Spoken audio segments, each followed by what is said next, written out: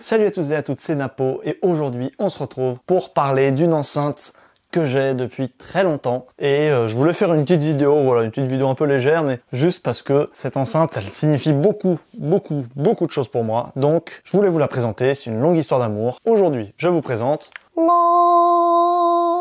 la JBL Charge 2.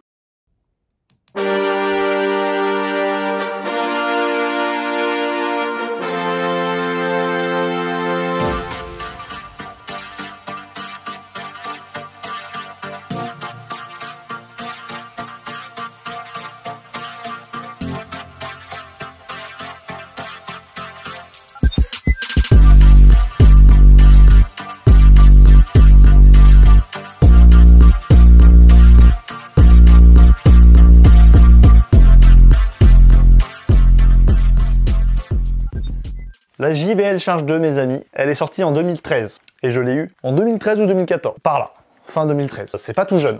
C'est pas tout jeune, ça veut dire que ça a 10 ans cette année. Et c'est pour ça que je voulais faire une vidéo, déjà parce qu'elle est importante pour moi, mais aussi parce qu'elle a 10 ans, elle a 10 ans cette enceinte. J'arrive pas à réaliser que cette chose a 10 ans. Alors, elle est quand même bien défoncée, hein, elle a bien vécu, mais elle marche toujours aussi bien, c'est-à-dire qu'elle a toujours une bête de batterie.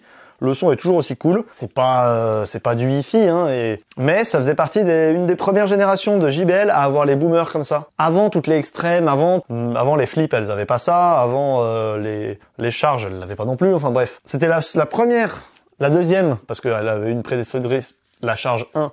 Mais la Charge 2, c'était la deuxième génération de la première enceinte qui pouvait charger des téléphones portables ou autre chose. En gros, c'était une batterie externe pour charger son téléphone, par exemple. Et au-delà de ça, c'était, voilà, elle faisait partie des premières à avoir les boomers. Même, je me demande si c'est pas la première à avoir eu les boomers. C'était hyper innovant à l'époque.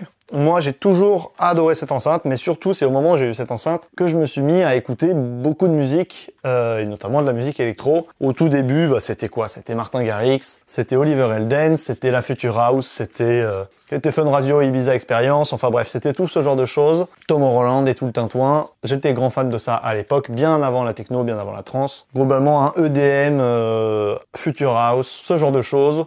Melbourne Boons, pour ceux à qui ça rappelle des choses. Et c'est avec cette enceinte que j'ai tout vécu, et c'est de là finalement que tout est parti, parce que c'est parce que j'avais cette enceinte à ce moment-là et que j'écoutais beaucoup de musique électronique que petit à petit je me suis mis à avoir du matériel plus gros, et donc que petit à petit je me suis mis à avoir suffisamment de matériel pour organiser mes propres soirées, et qu'un jour ma copine m'a dit oui, pourquoi tu fais pas des prestations, et j'ai dit c'est vrai, pourquoi pas. Et ben c'est tout ça, ça découle de ça finalement, ça vient de ça au début.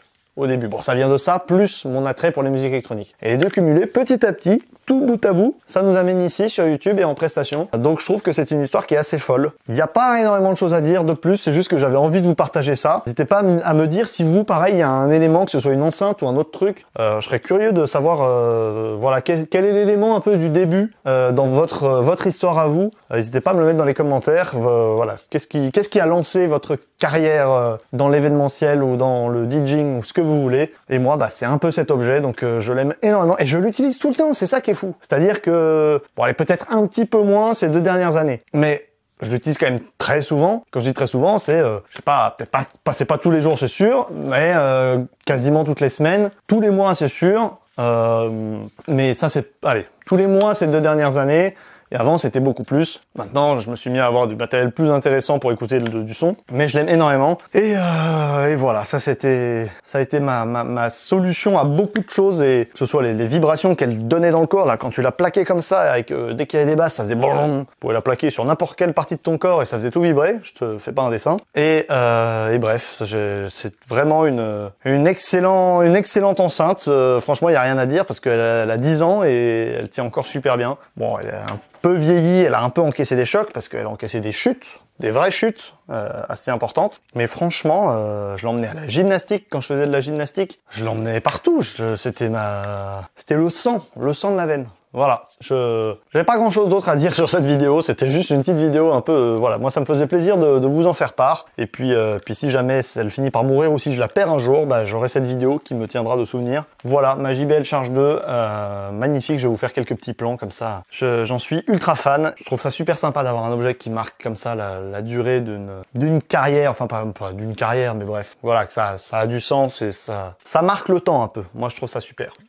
Donc n'hésitez vraiment pas à me faire part de vos objets, qu'est-ce qui vous, que ce soit une enceinte ou n'importe quoi, un autre objet, qui a lancé un peu finalement le début de votre ascension pour arriver là où vous êtes aujourd'hui, quel que soit votre niveau, dans le milieu de l'événementiel et des prestations DJ.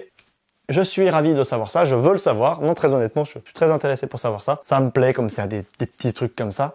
Donc voilà, c'est tout. Il n'y avait rien d'autre à dire. Je vous kiffe. Merci pour le soutien. Et je vous dis à bientôt dans une prochaine vidéo. C'était GameNapo et c'est une fin de tournage. Allez, ciao!